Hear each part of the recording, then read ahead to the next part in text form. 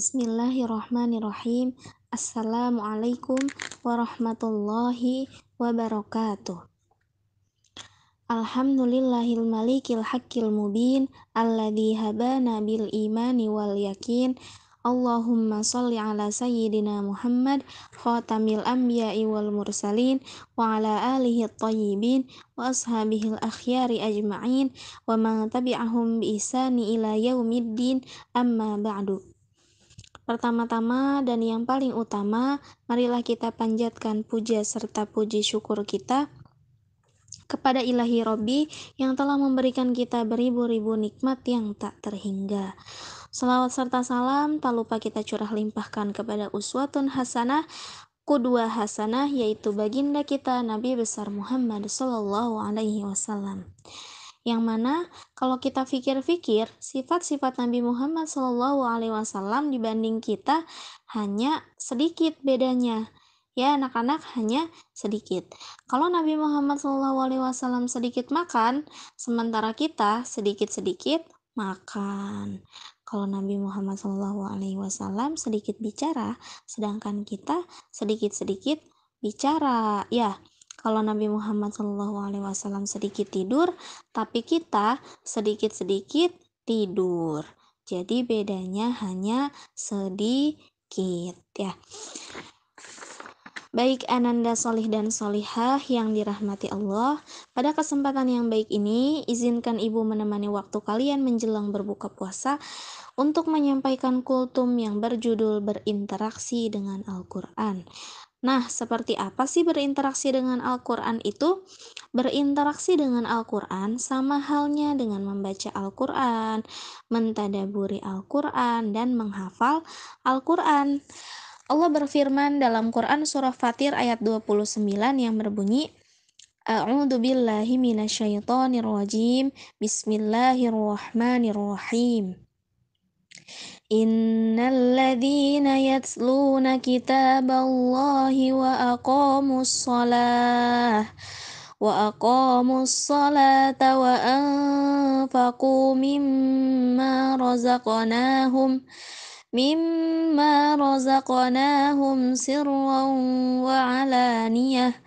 wa alaniyatan yarjuna tijaratan lan tabur. Al-ayah, sadaqallahul azim. Yang artinya, sesungguhnya orang-orang yang selalu membaca kitab Allah atau kitab Al-Quran dan melaksanakan sholat dan menginfakkan sebagian rezeki yang kami anugerahkan kepadanya dengan diam-diam dan terang-terangan, mereka itu mengharapkan perdagangan yang tidak akan rugi. Al-Quran adalah kitab suci Allah yang Allah turunkan ke muka bumi ini sebagai kitab sucinya umat Islam, maka wajib hukumnya membaca Al-Quran bagi umat Islam. Tentunya membaca Al-Quran dengan ilmu-ilmu tajwid ya, dengan kaidah-kaidah tajwid. Jadi sebelum kita membaca Al-Quran, kita harus tahu dulu ilmu untuk membaca Al-Qurannya, yaitu ilmu tajwid. Untuk apa? Untuk menghindari dari kesalahan-kesalahan membaca Al-Quran. Rasulullah Shallallahu Alaihi Wasallam bersabda, Inna lillahi azza wa jalla ahlina min nasi, qala qila man hum ya Rasulullah, qala ahlul Qur'an hum ahlullahi wa khassatuh. Allah memiliki keluarga dari manusia. Sahabat bertanya, wahai Rasulullah, siapakah mereka? Rasulullah menjawab, ahlul Quran. Mereka adalah keluarga Allah dan orang-orang khususnya. Hadis riwayat Ahmad dan Ibnu Majah. Siapa ahlul Quran itu? Ahlul Quran adalah orang-orang yang sering berinteraksi dengan Al-Quran dengan cara membaca, menghafal, dan mentadaburi isi Al-Quran. Al-Quran adalah kalamullah atau ucapan Allah.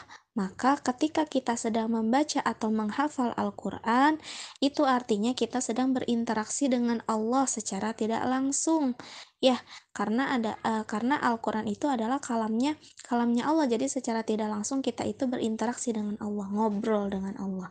Maka manfaatkanlah momen itu dengan sebaik mungkin. Mintalah apapun yang kalian butuhkan, apapun yang kalian inginkan, dan apapun yang kalian cita-citakan nanti. Sebab ketika kita sedang membaca Al-Qur'an, ketika kita sedang menghafal Al-Qur'an, itu artinya kita sedang dekat dengan Allah. Maka mintalah kepada Allah sebanyak-banyaknya, berdoalah kepada Allah yang baik-baik, berdoalah sebanyak-banyaknya, sebab Allah akan mengijabah semua doa-doa kita. Allah itu sangat senang ketika hambanya senang meminta.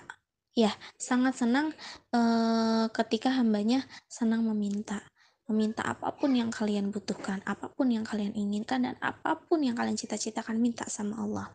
Tentunya setelah meminta harus ada usaha. Ya, doa tanpa usaha sama dengan bohong. Usaha tanpa doa sama dengan sombong. Ya, berusaha terus tapi nggak berdoa sama Allah, nggak meminta sama Allah, sedangkan yang memberikan semuanya kepada kita adalah Allah, maka itulah yang disebut orang yang sombong.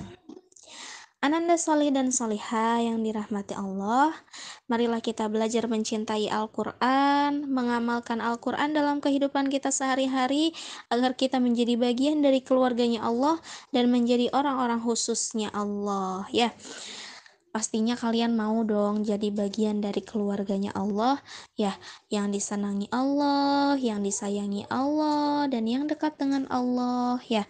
Maka kita harus sering-sering berinteraksi dengan Al-Quran, harus sering-sering membaca Al-Quran, memurojaah hafalan, menghafal Al-Quran, agar kita menjadi bagian dari keluarganya Allah. Maka ketika kita membaca Al-Quran, luruskanlah niatnya, ikhlaskanlah hatinya ketika kita hendak membaca Al-Quran. Jangan ketika kita membaca Al-Quran itu jangan hanya sekedar untuk menggugurkan kewajiban, mencari pahala, tapi juga kita niatkan untuk menenteramkan hati, ya, untuk mendapatkan syafaatnya di yaumul kiamah nanti, ya. Gitulah Ananda Soli dan Solihah, mudah-mudahan kalian akan menjadi bagian dari keluarganya Allah, yaitu Ahlul Quran, orang-orang yang sering berinteraksi dengan Al-Quran. Tanamkanlah di hati kalian, aku pasti bisa Al-Quran sahabatku. Baik Ananda Soli dan Solihah, mungkin hanya ini yang dapat Ibu sampaikan. Mudah-mudahan bermanfaat dan bisa diamalkan dalam kehidupan kalian. Kurang dan lebihnya Ibu mohon maaf. Wallahu muwafiq ila aqwamit thoriq. Wassalamualaikum warahmatullahi wabarakatuh.